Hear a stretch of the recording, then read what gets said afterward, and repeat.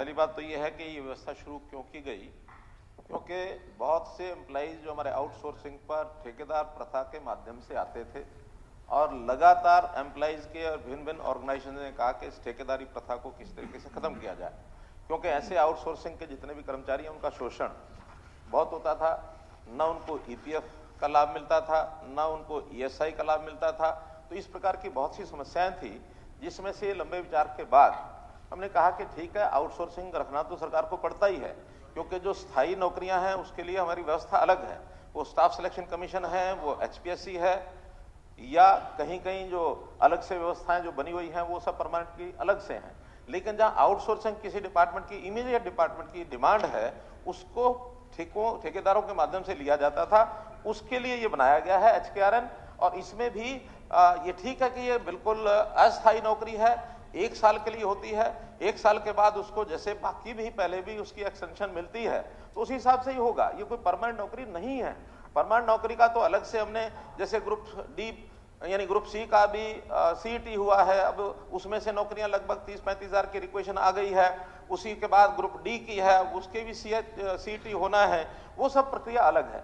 ये तो तुरंत इमीडिएट आवश्यकता को पूरा करने के लिए एचकेआरएन के माध्यम से करते हैं। अब इसमें किस आधार पर करते हैं, आधार जो पूछा है, इसमें हमारा बिल्कुल ट्रांसपेरेंट एक आधार है। और इस आधार के हिसाब से मैं कह सकता हूं कि एक पोर्टल बनाया गया है, ट्रांसपेरेंट है। उसमें पहली प्राथमिकता जो पहले से एक्सपीरियंस लोग हैं उनको लिया जाता है। अगर एक्सपीरियंस लोग उपलब्ध ना हो तो फिर उस पोस्ट के लिए उसी पोर्टल में एक एडवर्टाइजमेंट दे करके कि ये हमारे पास इतनी सीटें हैं, अगर कोई और अप्लाई करना चाहता है अप्लाई करे।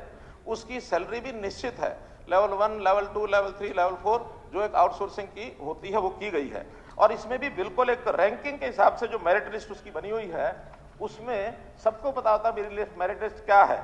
इसके अंदर बिल्कुल मार्क्स दिए जाते हैं कि उस परिवार की वार्षिक आय ये कितनी है। कम आय है उसको प्राथमिकता दी जाती है, क्योंकि ये वेलफेयर स्कीम के माध्यम से हम चाहते हैं जिसके घर में मानो नौकरी नहीं है, गरीब है, उसको कम से कम आउटसोर्सिंग का अवसर मिल जाए।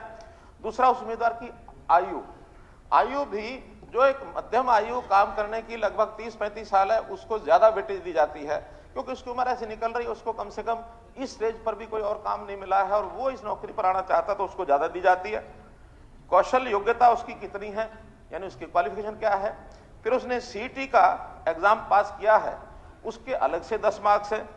फिर उसकी सामाजिक आर्थिक मापदंड, जैसे हम 5 नंबर देते हैं कि जिसके घर में एक भी नौकरी नहीं है, या और जो हमने 5 नंबर अलग से रखे हुए वो उसको देते हैं। ईज ऑफ डिप्लॉयमेंट, यानी जो लोकलाइज्ड व्यक्ति होगा उसको मार्क्स अलग दिए जाएंगे। अभी तो जिले में हम सेम जिले में नौकरी मिलेगी, उसको 10 नंबर अलग मिलेंगे। अगर वो जिले से बाहर नौकरी लेना चाहता है तो उसको 10 नंबर नहीं मिलेंगे। अब तो आगे हम सोच रहे हैं कि शिकायतें मिल रही हैं, बहुत दूर दूर उनको नियुक्तियां मिल जाती हैं, वो पहले तो ले लेते हैं, बाद में शिकायत करते हैं मुझे तो 100 किलोमीटर दूर जाना पड़ रहा है, मेरी सैलरी कम है। हम सोच रहे हैं कि ब्लॉक में ही, क्वेश्चन नहीं है ना,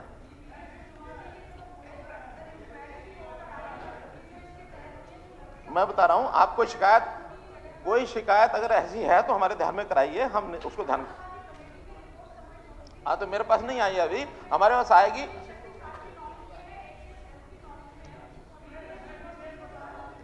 आप बता देना अगर कहीं कोई गलती किया था, हमने ये बताया था, इस पे there is a question mark on the transparency.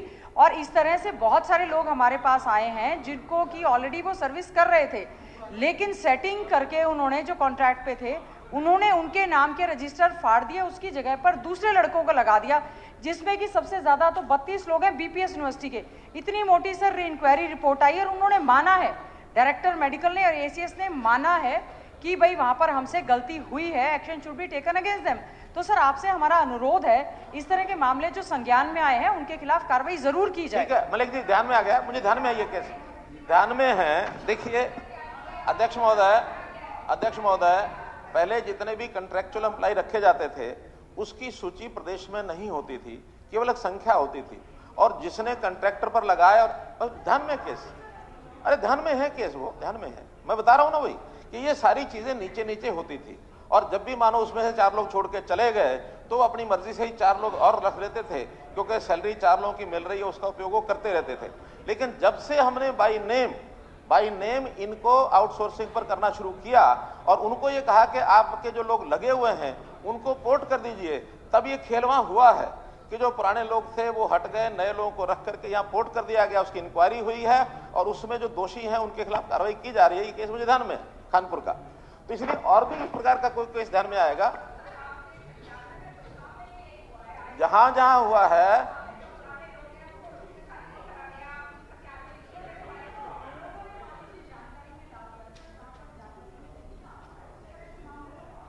नहीं, ऐसा है कि उसका रिकॉर्ड मैंने बताया कि जो पहले वाले लगे हुए हैं उसकी जानकारी नीचे से लेके ही हमको पोर्ट करना पड़ेगा इस पोर्टल में। अब जो जानकारी नीचे से आएगी उसमें कोई शिकायत मिलेगी तो उसकी इंक्वायरी होगी, वरना तो वो सारा रिकॉर्ड हमारे पास नहीं है कि कौन व्यक्ति आउटसोर्सिंग पर कितने साल से कहां लगा हुआ है।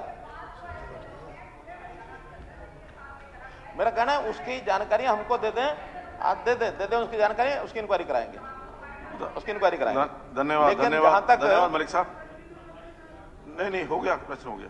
जहां तक ट्रांसपेरेंसी का विषय है, बिल्कुल मार्किंग तय होती है, उनको उनके मार्क्स बता दिए जाते हैं कि इस मार्क्स तक जो है रैंकिंग तक इनको नौकरी दी गई है। इनमें से कोई ज्वाइन नहीं करने आएगा तो दोबारा से जो उसके नीचे वाले लोग होते हैं उनको उनकी ऑफर ली जाती है। जो ऑफर एक्सेप्ट करता है वो उसमें आता है, जो एक्सेप्ट नहीं करता तो 15 दिन में उसका नाम, उसकी ऑफर भी समाप्त कर दी जाती है, नए व्यक्ति को भेजा जाता है।